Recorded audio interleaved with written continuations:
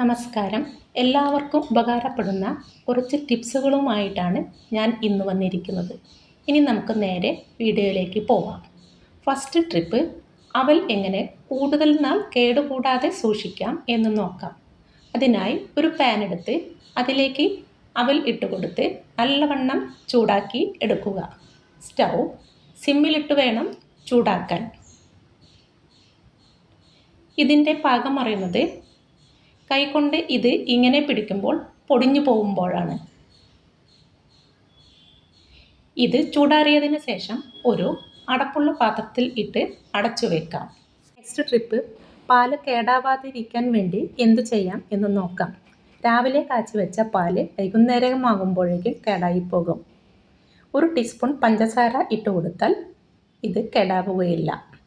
Next trip, അരിയിൽ പ്രാണി കടക്കാതിരിക്കാൻ വേണ്ടി എന്ത് ചെയ്യാം എന്ന് നോക്കാം. ഒരു ബൗളെടുത്ത് അതിലേക്ക് വിനാഗിരി ഒഴിച്ചു കൊടുത്ത് ഇങ്ങനെ ഒരു ടിഷ്യൂ ചെറിയ ചെറിയ പീസുകളാക്കി ഇതിലേക്ക് ഇട്ട് കൊടുക്കുക. അതിനുശേഷം ഈ ബൗള് അരിയിൽ ഇറക്കി വെച്ച് അടച്ചു വെക്കുക. നെക്സ്റ്റ് ട്രിപ്പ്, പാൻറ് എങ്ങനെ മടക്കി ഹാങ്ങറിൽ തൂക്കാം എന്ന് നോക്കാം. അതിനായി പാൻറ്റിൻ്റെ ഒരു കാല് ഇങ്ങനെ മടക്കുക. അതിനുശേഷം അടുത്ത കാലും തിരിച്ചു മടക്കുക.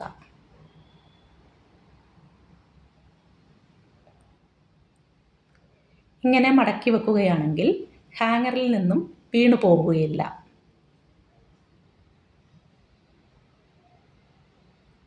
നെക്സ്റ്റ് ട്രിപ്പ്, സോപ്പും പെട്ടിയിൽ സോപ്പ് ഇങ്ങനെ ഒരടപ്പ് വെച്ച് വെക്കുകയാണെങ്കിൽ സോപ്പ് അലിഞ്ഞു പോവുകയില്ല, വെള്ളം നിന്ന് അലിയുകയില്ല.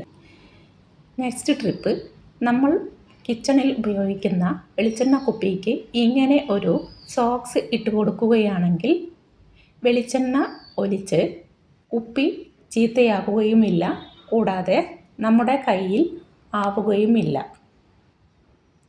കുപ്പി എപ്പോഴും നീറ്റായിരിക്കും. നെക്സ്റ്റ് ട്രിപ്പ്, നമ്മൾ ഉപയോഗിച്ച് ബാക്കിയുള്ള സോപ്പ് ഇങ്ങനെ ഒരു സോക്സിൻ്റെ ഉള്ളിലേക്ക് ഇട്ട് കൊടുക്കുക. അതിനുശേഷം സോക്സിൻ്റെ അറ്റം ഒരു കയറ് വെച്ച് ഇങ്ങനെ കെട്ടിക്കൊടുക്കുക. ഇതിനെ നമ്മൾ ഉപയോഗിക്കുന്ന ക്ലോസറ്റിൻ്റെ ഫ്രഷ് ടാങ്കിലേക്ക് ഇട്ട് കൊടുത്താൽ ക്ലോസറ്റ് എപ്പോഴും ക്ലീനായി ഇരിക്കും. നെക്സ്റ്റ് ട്രിപ്പ്, ബാക്കിയുള്ള സോപ്പ് സോക്സിനകത്തേക്ക് ഇട്ട് കൊടുത്ത് ഇങ്ങനെ ഒരു കയർ ഉപയോഗിച്ച് കെട്ടുക. ഇനി ഈ സോക്സിനെ നമ്മൾ ഉപയോഗിക്കുന്ന വാഷിംഗ് മെഷീൻ്റെ അകത്തേക്ക് ഇട്ട് കൊടുക്കുക. അതിനുശേഷം അലക്കാനുള്ള തുണികൾ ഇട്ട് കൊടുത്താൽ മതി.